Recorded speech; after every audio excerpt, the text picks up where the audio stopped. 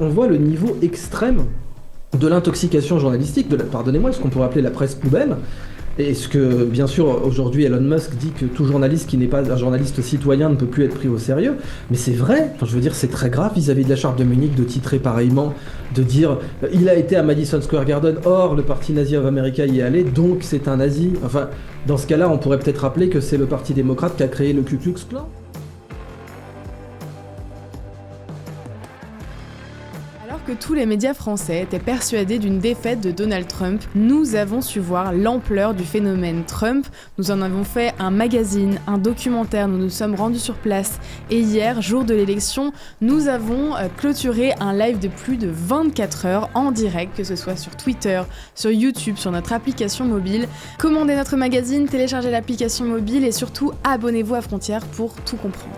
Alors déjà, bonjour à André Berkoff, qui est un journaliste remarquable et qui porte haut cette diversité journalistique, parce qu'on voit bien que Trump, là dernièrement, un sondage apparu, enfin une analyse, une méta-analyse, comme on disait à l'époque médicale, 89% des articles de presse américains sur Trump étaient négatifs. 89, ça va, on n'a pas touché le 90%, alors que 84% des articles de presse sur Kamala Harris étaient positifs. Donc on a un léger problème. Maintenant, concernant les fraudes, vous savez qu'il est, d'un point de vue moral et déontologique, avéré qu'il y a eu fraude en 2020, dans le sens au minimum de l'interférence électorale. C'est une fraude, l'interférence.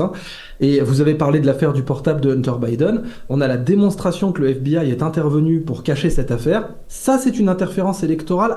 À ce moment-là, vous savez, c'est comme aux Jeux Olympiques. Vous mordez sur la ligne, c'est terminé. Votre sprint, il est foutu. Bon, un truc où, pour un sprint, on aurait disqualifié une coureuse ou un coureur, vous imaginez bien que pour une élection du pays le plus puissant au monde, on aurait dû disqualifier aussi à partir du moment où une agence à 3 lettres, je rappelle que le FBI c'est le département de la justice, donc c'est comme si vous aviez une agence qui appartenait au garde des Sceaux, qui appartenait au ministère de la Justice, qui avait fait une interférence, qui avait interdit une affaire de sortir pendant les élections. Donc je comprends tout à fait le parti républicain qui se dit, bon bah quand même, la confiance n'exclut pas le contrôle, comme disait le camarade Lénine, donc il faut un minimum vérifier. Et ils ont vu en effet des dingueries. Vous savez que, comme l'explique très bien Pierre-Yves Rougeron, les Américains travaillent à faire respecter les normes de l'OCDE en matière de vote, en matière de scrutin. Et dans les normes de l'OCDE, il y a la vérification de l'identité. Vous savez, c'est tout simple. Vous devez, c'est normal, quoi. Vous voulez louer une voiture, on vérifie votre identité. Vous entrez dans un hôtel, vous passez une nuit dans une hôtellerie réputée ou pas d'ailleurs. Vous devez vérifier votre identité. Et là, non. Aux États-Unis, vous pouvez voter sans contrôle d'identité. Et le plus grave, c'est que c'est considéré comme raciste de ne serait-ce que de demander de présenter sa carte d'identité. Je ne sais pas si vous vous rendez compte de la dinguerie, pardonnez-moi, que c'est.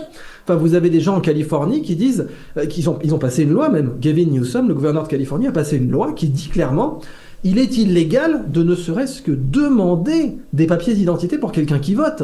Enfin, pardonnez-moi, ça respire pas la sincérité quand on vérifie même pas l'identité du type qui va mettre le scrutin dans l'urne, quoi. Alors, je vous ai écouté récemment et c'est vrai que vous avez pris un parti assez intéressant. Vous êtes demandé ce qui pourrait s'agréger comme nouvel électorat autour de Trump, qu'est-ce qui pourrait faire basculer l'électorat vers Trump, et notamment vous êtes concentré sur l'électorat musulman, un électorat que c'est vrai que Trump a dragué il n'y a pas si longtemps. Quelle est votre analyse sur justement le poids de l'électorat musulman dans cette campagne ? C'est très étonnant, parce que c'est vrai qu'on ne s'attendait pas du tout à ce que l'électorat musulman votât pour Trump. Maintenant, il y a différentes choses. D'abord, il y a le fait que Dick Cheney, le diable en personne, a appelé à voter Kamala Harris. Alors ça, le vote musulman qui d'habitude n'est pas très fédéré aux États-Unis. Vous savez, on n'est pas à l'époque de Nation of Islam, des Black Panthers, quand bien même est-ce que Nation of Islam représente le vote musulman ? Bien sûr, la réponse est non. Mais fondamentalement, le vote musulman aux États-Unis, qui n'est pas fédéré, a été très choqué par le fait que Dick Cheney appelle à voter Kamala Harris. Pour eux, c'était le repoussoir. C'est à partir du moment où Dick Cheney vote pour vous, le vote musulman ira voter ailleurs. Les deux partis sont démagogues, attention. Les deux partis disent aussi bien, par exemple, à la communauté juive américaine qui vont dans son sens, puis à la communauté musulmane qui vont dans son sens. Et je dis pas que aller dans le sens des deux n'est pas possible dans le sens diplomatique, mais dans le mouchoir de poche de cette campagne électorale, on n'aura pas un prix Nobel de la paix. Il faut quand même pas non plus exagérer. Résoudre le conflit israélo-palestinien dans la campagne américaine, c'est pas à l'ordre du jour. Mais les deux partis disent à chaque chacune des tranches électorales, oui, vous allez voir, on est de votre côté, etc. Cependant, la force de Trump, c'est d'aller chercher les abstentionnistes. Ça, on sait qu'en matière politique, il est très fort pour aller chercher les abstentionnistes. Or, le vote musulman aux États-Unis a tendance à être abstentionniste.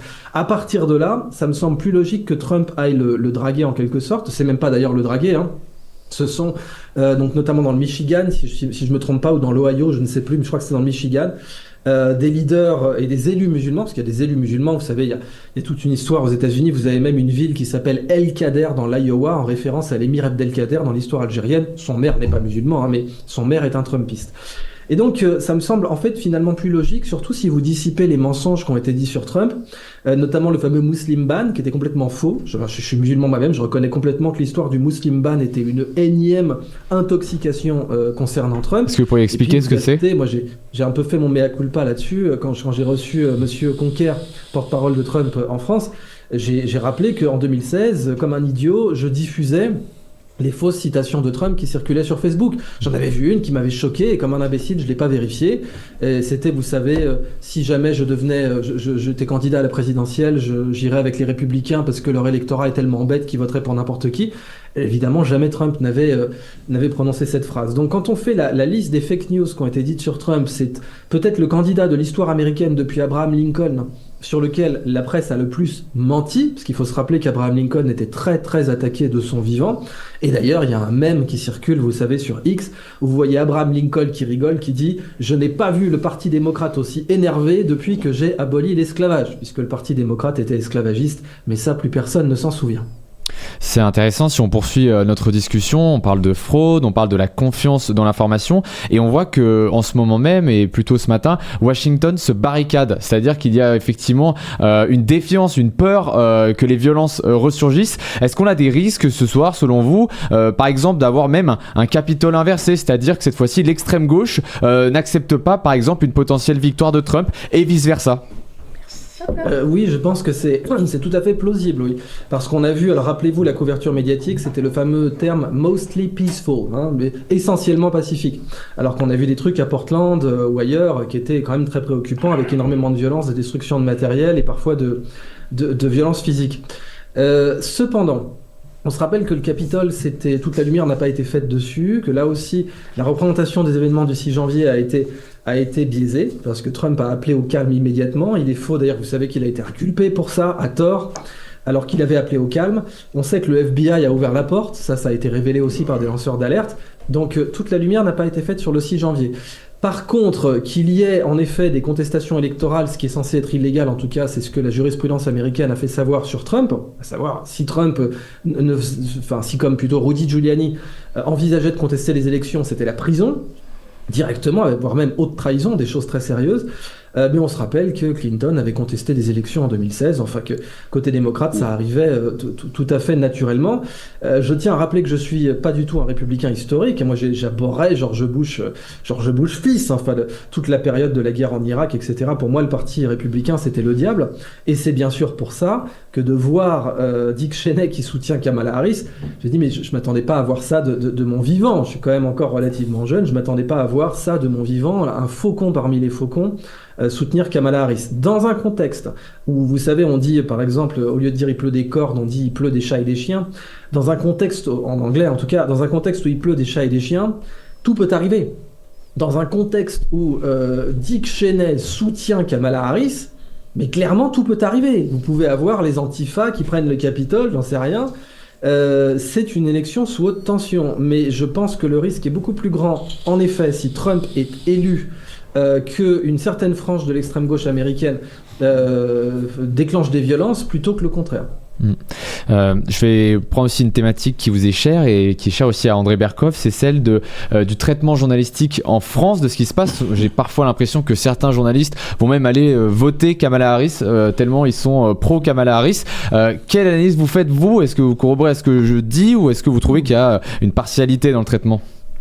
Ah bah là, c'est plus une question de trouver, quoi. Vous savez, hein, c'est Henri Poincaré qui disait c'est avec l'intuition que nous trouvons, mais c'est avec la logique que nous prouvons. Nous avions une intuition, André Berkoff, moi-même, aussi les journalistes citoyens, enfin, on avait une intuition clairement qu'il y avait un biais anti-Trump très profond et même parfois consternant. Mais là, on va parler de logique. C'est-à-dire que, comme l'a expliqué André Berkoff, à partir du moment où vous avez des médias qui titrent « Le Parti républicain a fait un rassemblement à Madison Square Garden », les nazis en ont fait un aussi parce qu'il y avait un Parti Nazi of America, auquel le grand-père de George Bush était assez sympathique par ailleurs, mais fermons la parenthèse, et sans parler des ancêtres aussi de Dick Cheney. Et donc Trump est nazi. Bon, le problème, c'est que JFK a fait des rassemblements là-bas, Franklin Delano Roosevelt, Mohamed Ali, qui n'était pas particulièrement nazi non plus, il a même chanté là-bas, parce que Mohamed Ali, quand il n'avait pas le droit de boxer, avait fait un concert à Madison Square Garden. Donc bon, c'est quand même là, on voit le niveau extrême de l'intoxication journalistique, pardonnez-moi, ce qu'on pourrait appeler la presse poubelle. Et ce que, bien sûr, aujourd'hui, Elon Musk dit que tout journaliste qui n'est pas un journaliste citoyen ne peut plus être pris au sérieux. Mais c'est vrai. Enfin, je veux dire, c'est très grave vis-à-vis de la charte de Munich de titrer pareillement, de dire il a été à Madison Square Garden, or le parti nazi of America y est allé, donc c'est un nazi. Enfin, dans ce cas-là, on pourrait peut-être rappeler que c'est le Parti démocrate qui a créé le Ku Klux Klan. Ça me semble un peu plus logique tout de même. Mais bon, on reconnaît quand on est un journaliste sérieux qu'entre la période de la reconstruction en 1865 et maintenant, le Parti démocrate a quelque peu évolué. Mais bon, si on voulait faire des raccourcis comme ça, on pourrait les faire et ils seraient bien plus dévastateurs que d'avoir été finalement dans la même salle. Après tout, je ne sais pas combien de collaborationnistes sont passés par la salle Pleyel. Or, il me semble que Keith Jarrett est passé par la salle Pleyel. Alors, est-ce que ça fait de Keith Jarrett un collabo ? Enfin, c'est quand même le meurtre de l'intelligence, quoi, de faire des choses pareilles. Donc, c'est avec l'intuition que nous trouvons, en effet, que les médias américains ont un biais pro-Trump absolument aggravé. Mais là, c'est avec la logique que nous prouvons. Quand vous avez des titres pareils, c'est démontré.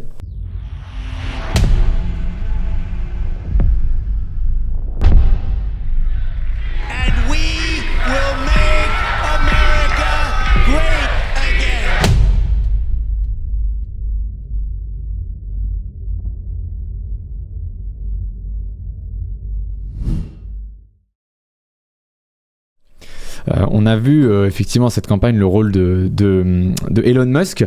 Et je me demande, les autres, où est-ce qu'ils sont Jeff Bezos, Mark Zuckerberg, quelle influence ils ont eu dans cette campagne ?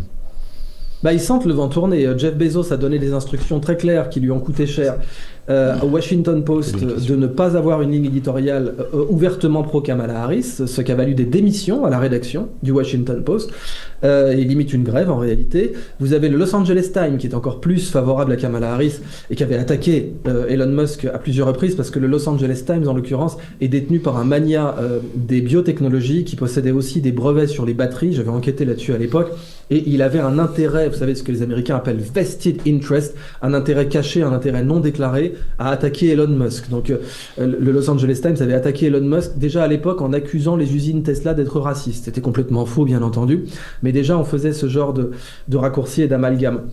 Donc ils sentent le vent tourner. Jeff Bezos se dit quand même, ce Musk, il est brillant, quoi. Moi j'ai acheté le Titanic, le Washington Post, et lui il a acheté le futur. Il a acheté les messageries maritimes, ou il a acheté la Pan American Airways. Il a acheté les moyens de transport du futur, à savoir X. Et c'est vrai que X est l'application médiatique la plus téléchargée au monde, et que pour le démontrer de façon très simple, là aussi, quand Joe Biden a renoncé à la course à la présidentielle, il l'a annoncé sur X.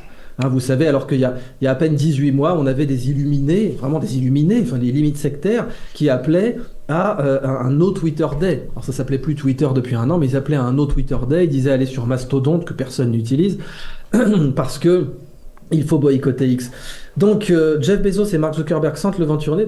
Dans le cas de Mark Zuckerberg, on a Joe Rogan qui a souligné sa transformation parce que Mark Zuckerberg a fait appel à des agences de communication pour arrêter d'être présenté comme une sorte de geek, de nerd. Vous savez, il s'est mis à faire du jiu-jitsu brésilien, donc du MMA notamment. Elon Musk l'avait même provoqué en duel avec Giorgia Meloni qui avait donné l'accès au Colisée. C'est complètement fou, mais c'est vrai. Giorgia Meloni avait autorisé l'accès au Colisée, comme vous savez là dans le film avec Chuck Norris et Bruce Lee, où ils se battent dans le Colisée. Giorgia Meloni avait autorisé un combat de MMA entre Zuckerberg et Musk dans le Colisée. Donc Zuckerberg est en train de droitiser concrètement son image. Il est en train de donner une image un peu plus humaine, mais aussi virile, qui est un peu à l'encontre du wokisme, quoi, parce qu'il était accusé d'être un quasi-robot, un cyborg ou un lézard. Donc j'ai l'impression que ces gens sentent le vent tourner et qu'ils préparent déjà l'élection de Trump. D'ailleurs, j'en veux pour preuve que plusieurs analystes financiers ont déclaré ouvertement, je cite, « Les marchés financiers ont déjà pricé, vous savez, pricé, c'est-à-dire sur le prix des actions, une victoire de Donald Trump ». André, vous vouliez poser une question à Idriss ? Non, je voudrais saluer Idriss, mais en fait, c'est intéressant, Idriss, dans cette histoire, je ne sais pas ce que tu en penses, c'est que moi, ce qui me frappe aujourd'hui, c'est par rapport à 2016, donc 8 ans plus tard, ce qui me frappe, c'est qu'il y a quelque chose, c'est, y compris chez les Américains et ailleurs, peut-être pas encore chez nous, dans les médias de chez nous, mais ailleurs, c'est une victoire du bon sens.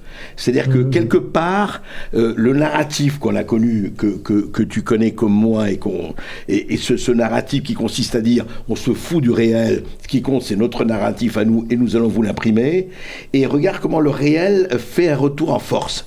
Et il y a quelque chose qui passe et qui me paraît vraiment très intéressant, parce que à un moment donné on se disait bon ben c'est fini, c'est comme ça, voilà, ça a gagné, que ce soit du woke à tous les autres phénomènes qu'on a suivis, à la guerre en Ukraine et autres, et puis quelque chose se passe en disant mais quand même, et regarde ce qui se passe avec les gens qui disent ah oui ben vous êtes noir et vous votez pas Kamala Harris, la stupéfaction de ces gens, en disant vous nous prenez pour qui? Je sais pas ce que tu en penses. Mais c'est exactement ça. Je rappelle la citation que tu aimes beaucoup de René Char, porter la plume dans la plaie. Et une autre citation que tu fais, que j'ai oubliée sur le réel, justement, si tu peux me la... Le réel frappe à la porte. Mais voilà, tout simplement, le réel frappe à la porte. Donc là, il y a un petit côté, pardonnez-moi d'utiliser le terme vulgaire des films américains, mais il y a un petit côté knock knock motherfucker, quoi. C'est le réel frappe, et d'un coup, en effet, on se dit tiens, il y a des musulmans qui votent pour Trump, tiens, il y a des noirs qui votent pour Trump, tiens, il y a des latinos qui votent pour Trump, et surtout qui le revendiquent fièrement, quoi, qui portent la casquette et tout le bazar, et qui sortent. Puis même Elon Musk, une partie de SpaceX est due à Barack Obama tout de même, et Elon Musk et sa mère, parce que Elon Musk ne fait rien sans sa maman. Enfin, cette espèce de baraka maternelle qui l'a mené au plus haut, c'est sa mère, Maï Musk, ancienne mannequin, enfin mannequin toujours d'ailleurs, qui était une électrice démocrate historique. Pareil pour son frère. Enfin, le cas de la famille Musk, ça a influencé beaucoup de gens et ça a terrifié beaucoup de gens. C'est pour ça que la presse attaque Elon Musk. Dit même, vous savez, la presse américaine a dit qu'il aurait pu être déporté, qu'il pourrait être déporté parce qu'il aurait soi-disant menti, il aurait effectué un travail lucratif alors qu'il était sur un visa étudiant, Mazette, alors dans le même temps où vous avez tout un tas de problèmes avec de l'immigration illégale aux États-Unis. Là, il y a eu un phénomène de dissonance cognitive. Quand quelqu'un comme Elon Musk, historiquement démocrate, de mère historiquement démocrate et de frère historiquement démocrate, s'est mis à dire « moi je vais soutenir Trump », et ce n'est pas le cinglé que l'on pense, et quand vous ajoutez Tulsi Gabbard, qui est un ténor, un éléphant du Parti démocrate. Éléphant est un terme de mauvais goût, parce qu'on dit éléphant pour le PS en France, mais comme vous le savez, le Grand Old Party, le Parti républicain, a l'éléphant comme symbole, et les démocrates, ça ne s'invente pas, ont l'âne comme symbole. Eh bien, dans ce contexte-là, ça a fait une dissonance cognitive géante. Et on la voit, et la dissonance cognitive crée de la violence, des fois. Donc, aujourd'hui, c'est ça, en fait. Des gens se réveillent et se disent, mais comment c'est possible? Enfin, mon monde s'effondre. On m'avait dit que Trump était un fasciste d'extrême... Mike Tyson a dit qu'il allait voter Trump. Mike Tyson, un type qui disait qu'il votait démocrate en permanence, qui était profondément anti-Bush. Et le nombre de rappeurs qui vont voter Trump. Ouais. Et le nombre de rappeurs qui vont voter Trump, disait André Berkoff. Et juste, je vous interromps. De rappeurs. Beaucoup de rappeurs ont voté Trump. Je vous interromps une seconde. Je vous interromps une seconde parce qu'on va faire un changement d'animateur. Il faut que je vous laisse. Je reviens à 23h jusqu'à 8h du matin. Donc là, je vais faire une petite pause de 19h à 23h. Puis je reviens. C'est Jordan qui va me remplacer. Mais on continue ce plateau tel quel. Ça va être Jordan Florentin qui me remplace. On envoie juste une pub de quelques secondes, le temps qu'on change les sièges. À tout de suite, les amis. Alors, en tout cas, André, ravi de te revoir, hein, faut lui dire. Super.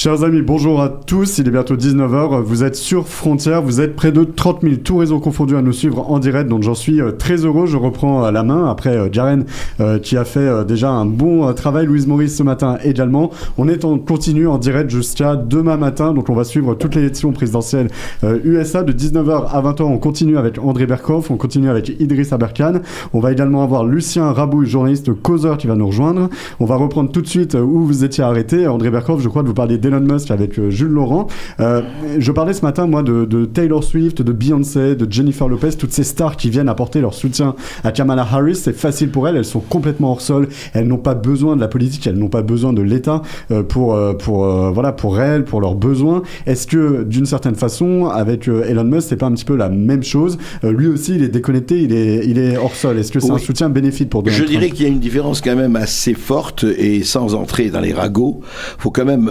souligner qu'un certain nombre de personnalités hollywoodiennes, pas toutes bien sûr, sont très liées à ce qui se passait à Puff Daddy, le fameux Diddy, et les listes, si vous voulez, il y avait Epstein à un moment donné et son île, et puis il y a Puff Daddy quand même qui a, avec tout ce qui se passe, et ce ne sont pas seulement des bruits et des rumeurs, des histoires assez glauques.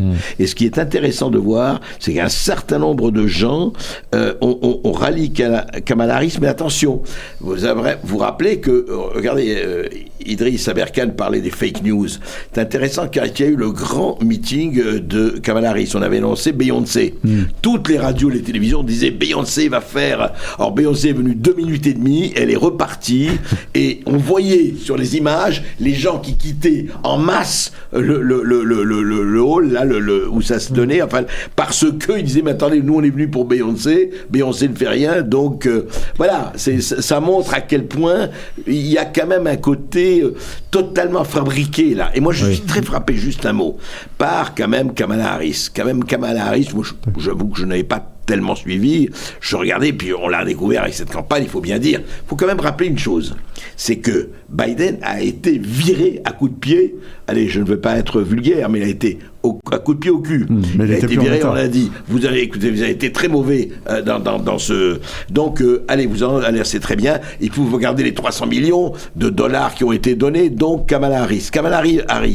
Et là, on découvre quelqu'un qui n'arrive pas à dire 3 mots sans son prompteur, qui n'arrive pas à tenir les choses, qui est là, qui ricane, et c'est hallucinant, en dehors même de son passé, de ce qu'on pense démocrate ou pas. C'est hallucinant. C'est-à-dire qu'on découvre quelqu'un qui peut-être demain sera président des États-Unis, mais quand je dis que ce sera le 4e mandat d'Obama, c'est évident.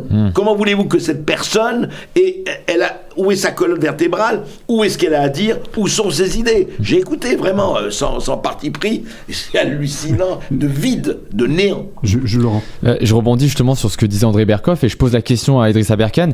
C'est très juste dans le sens où on voit que des personnalités autour de ceux qui se présentent ont pris finalement le rôle de lumière aussi. Par exemple, dans les campagnes de Donald Trump, on voit des personnalités comme Hulk Hogan qui viennent faire. La foule se déplace aussi pour ça. Se déplace pas seulement. Ils sont là pour aussi assister à un show. Finalement, quand ils n'ont pas vu les artistes chanter, en fait, ils sont déçus. Qu'est-ce que vous pensez de ce rôle, Monsieur Aberkane, des influenceurs et cette façon de faire de la politique aux États-Unis? Mais il y a une distinction tout de même. En fait, lapsus révélateur, Ronald Reagan. Donald Trump, vous savez que le slogan Make America Great Again est un slogan qui a été repris par Ronald Reagan au départ, qui vient de Ronald Reagan. Il n'a pas fait une campagne complète là-dessus, mais il le disait souvent dans ses discours, Make America Great Again. Or, en fait, ce que représente Hulk Hogan, c'est l'époque Ronald Reagan. Et Hulk Hogan n'a pas fait de show. Il a montré qu'il soutenait Trump, il a fait son fameux truc que tous les enfants qui votent, enfin tous les gens qui étaient enfants dans les années 80 connaissaient, il arrachait son t-shirt, on voyait Hulk Hogan. Mais dans le cas des démocrates, c'est vraiment, ils ont fait une promesse d'un concert gratuit de Beyoncé. C'était une promesse mensongère. On dit Beyoncé va chanter gratuitement, Beyoncé n'a rien chanté du tout. Et en effet, comme le disait André Berkoff, les gens quittaient ensuite le Rassemblement démocrate. On regarde aussi qu'en termes de prestige politique, c'est vrai que Kamala Harris et Donald Trump, c'est le jour et la nuit. Par exemple, Donald Trump a fait cette interview chez Joe Rogan, il a fait 100 millions de vues à travers plusieurs plateformes. 100 millions de vues. Kamala Harris a galéré à faire 1 million de vues, alors que c'est quand même censé être la candidate en face de Trump. Et c'est exact que les médias américains, surtout les médias citoyens, je pense à Redacted News qui est très suivi, plus de 2 500 000 abonnés, Ils disent ce serait le 4e mandat de Barack Obama, c'est exact. Et ils disent aussi que Joe Biden est énervé d'avoir été conduit, parce que c'est un coup d'État, hein, soyons très clairs. Enfin, c'est Nancy Pelosi qui a dit attention Joe, on va te faire un procès en sénilité, ce qui n'était pas très dur vu l'état mental du personnage, mais ils avaient sursis à ce procès en sénilité exprès pour l'avoir comme marionnette. Et puis ensuite, du jour au lendemain, Nancy Pelosi dit écoute, si tu oses te présenter, on va te faire ta fête. Pardon, mais c'est des méthodes mafieuses. Oui. Et donc, beaucoup de journalistes américains disent que c'est pour ça que Joe Biden a mis la casquette MAGA. Vous savez, il est même monté dans Air Force One avec la casquette MAGA. C'est pas du tout un hasard. Et certains disent que la fois aussi où il a traité les électeurs de Trump de garbage, et là aussi on voit vraiment le deux poids deux mesures des médias américains, parce que quand il a dit les électeurs de Trump sont des ordures, du garbage, et bien là les médias ont dit non mais c'est pas ça qu'il voulait dire, il voulait dire les racistes sont oui, les racistes sont des ordures, très bien. Et par contre quand Donald Trump a dit Liz Cheney, la fille de Dick Cheney, qui appelle à la guerre, j'aimerais bien la voir aller aux guerres qu'elle appelle, et là ils ont titré, hein, ils ont osé faire ça, ils ont titré Donald Trump appelle à un peloton d'exécution contre Liz Cheney. Incroyable. C'est le mensonge absolu, et heureusement que Twitter, et c'est pour ça que Hillary Clinton l'a dit, elle a dit nous allons perdre le contrôle total. Si X n'avait pas été racheté par Elon Musk, eh bien cette fake news absolument abominable, honteuse, abjecte, selon laquelle Trump aurait appelé un peloton d'exécution contre Liz Cheney, alors qu'il a juste dit écoutez, si jamais elle devait aller aux guerres qu'elle vote, elle voterait sans doute pas pareil, eh bien sans X on n'aurait pas eu ça. Donc je termine juste rapidement sur, quand vous dites peut-être, c'est une question légitime, Elon Musk est un milliardaire, alors est-ce qu'il est hors sol ? Tout ce que je peux dire, c'est qu'Elon Musk, il dort dans ses usines. C'est pas une blague. Il y a plusieurs témoins qui le confirment. Elon Musk dort dans ses usines. Il a eu des problèmes de livraison importants sur Tesla. Il a overpromise. Vous savez, ils ont eu des commandes, des précommandes sur le Cybertruck qui étaient complètement délirantes. Il aurait fallu, au rythme actuel, enfin au rythme à l'époque, il aurait fallu 8 ans pour livrer toutes les précommandes de son Cybertruck, qui est le véhicule le plus précommandé de l'histoire de l'automobile. Et il a dormi dans l'usine jusqu'à ce que les commandes soient honorées.